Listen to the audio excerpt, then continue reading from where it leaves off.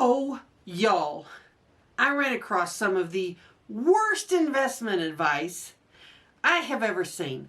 It is just, oh my God, I didn't even change my shirt to film this video. Oh my God, it's so bad. It's all about emergency funds. And this guy thinks they're dumb. Oh my gosh, coming up next.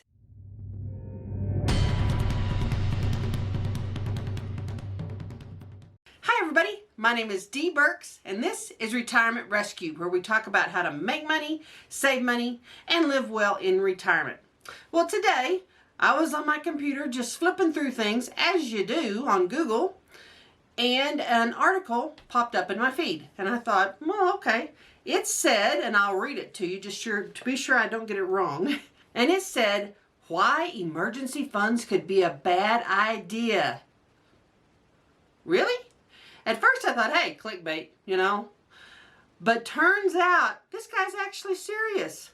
Oh my gosh.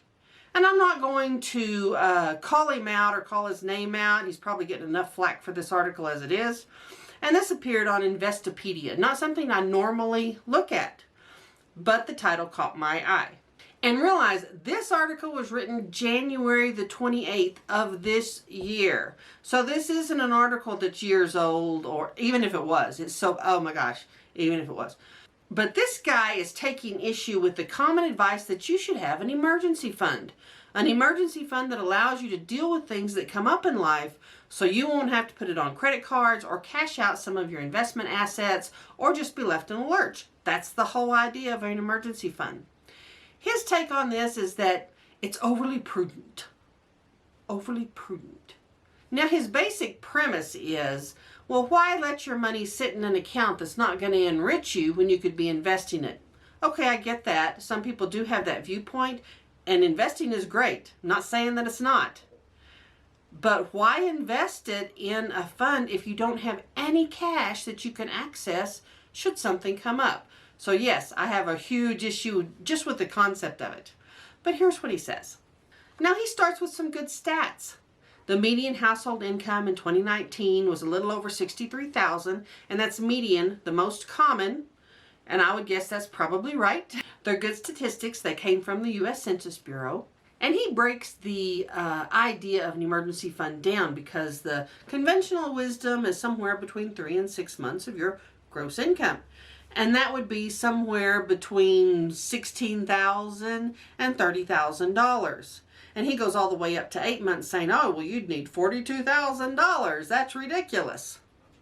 Now, his idea is to clear debt first. A lot of people have this idea. And for those of you who watched my video on Dave Ramsey, one of the areas we disagree is Dave Ramsey's traditional advice is only have $1,000 in your emergency fund, but have an emergency fund, but keep it at about $1,000 and then pay down your debt. My advice is always have a bigger emergency fund. And the reason being, because I went through the last recession and $1,000 doesn't go far. And people who are living through this pandemic, if you only had $1,000 or if you had $1,000 saved, how far did it go? Not far.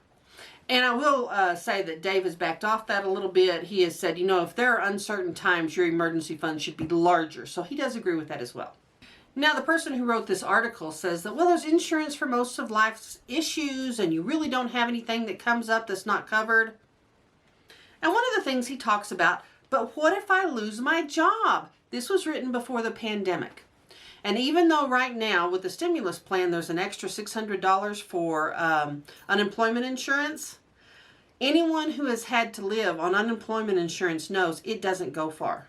And his answer, in his own words, is, if you do, there's this thing called unemployment insurance.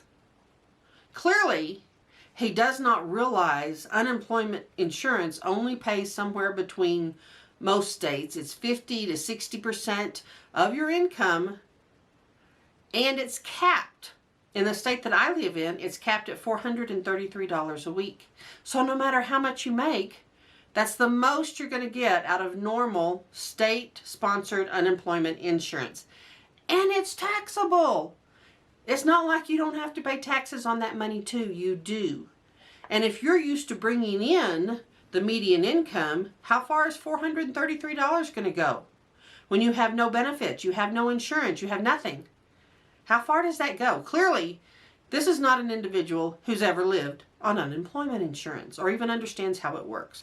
And he also states, in his own words, chronic unemployment or underemployment is not the province of that class of people who have the wherewithal to defer spending long enough to save up several months of living expenses, like for an emergency fund. You know, I really don't think this person went through the last recession either, because a lot of the people who were laid off were middle and upper management. They were people with really good salaries who never expect to be laid off.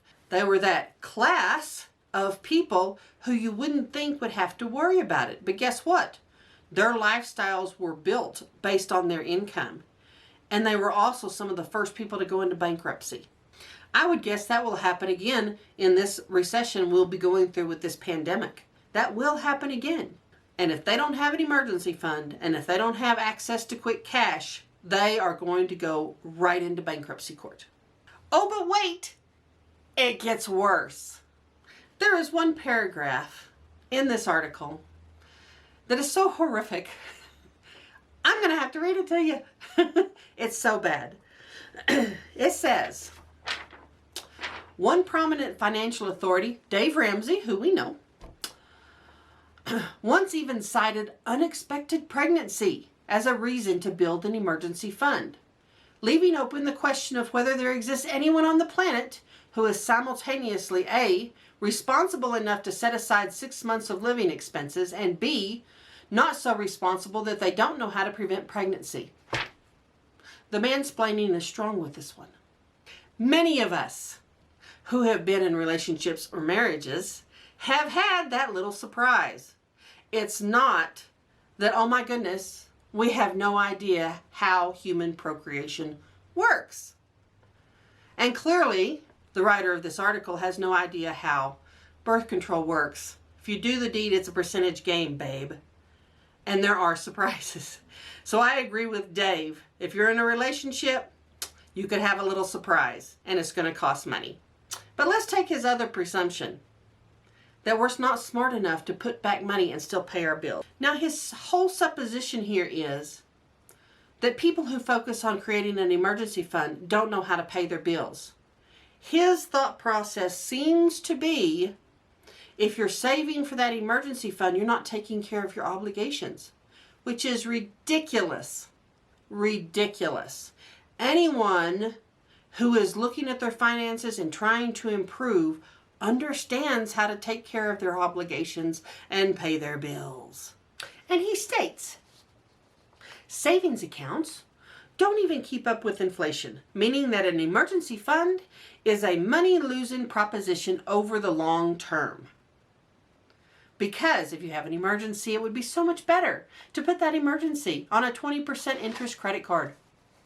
And his last little tidbit before he finishes this incredible article is to state that the whole idea is savings accounts don't keep up with inflation. And then he says, take the money you'd otherwise devote to an emergency fund.